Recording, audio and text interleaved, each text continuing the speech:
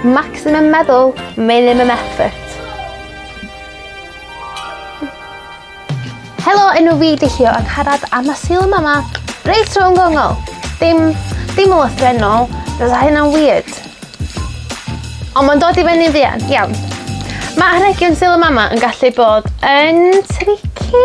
Mae'r syniad o creu a rhoi anrheg da chi wedi gwneud eich hun yn rili lyflu, ond bod faint ohonoch chi sydd wedi creu rhywbeth yn y gorffennol da chi wedi gweld ar Pinterest a mae'n endio fyny yn hollol shambles. Fi. Lot o weithiau. Ond dwi wedi creu rhywbeth sydd yn foolproof, neu'r alien. Platiau bach, dal nhw drwyddo. Maen nhw'n rili syml, fedrwch chi ddim mesio fo fyny. So o'n i'm yn gallu mesio hwn i fyny. A nes i drio, ond o'n i'm yn gallu. So dyma, so ydych chi'n mynd ati i wneud nhw, fyddwch chi angen drying clay, rolling pin a rhywbeth sy'n reit grwn so bych chi'n gallu siapio'r plat o'i gwmpas o. Bloda, dail, rhywbeth ydych chi'n gallu ffeindio yn yr ardd a rhywbeth crwn so bych chi'n gallu torri siap crwn perffaith. So yn gyntaf, ydych chi eisiau rowlio clai allan tua ryw hanner centimetr o dewdra, rhywbeth fel yna. Diolch much rili pa mor drwchus ydych chi'n neud o, ond peidiwch yn o'r rhy drwchus neu fyddwch chi yna bod tan Sul y Mamau 2025 yn disgwyl os chi. Yna cael deilan, blodyn, rhywbeth ydych chi eisiau, rowlio efo rolling pin.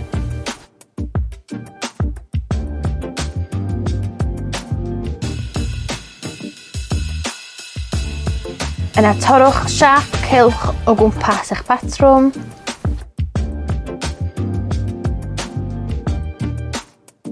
Wedyn efo rhywbeth crwn, just roed y plat arno fo a ryw smwddio fo o gwmpas fel bod o'n cael siap. Pwlan bach.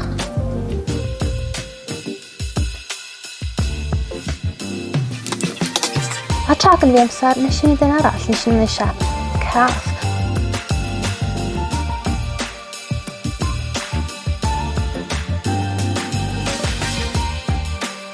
Wedyn ar ôl fy nosechu, dwi wedi mynd o gwmpas yr ymyl hefo felt pans metallic. Ac ar yr un cath, dwi wedi creu jyst o trwyn bach a whiskers. A dyna fo, fedrwch chi ddim eisiau fe fyny. Fedrwch chi ddim. Os maen nhw'n edrych reit shabby a homemade, wel maen nhw fod hwnna. Mae jyst yn dangos bod nhw'n lot o feddwl a lot o gariad i mynd i fod yn nhw. Maximum meddwl, minimum effort.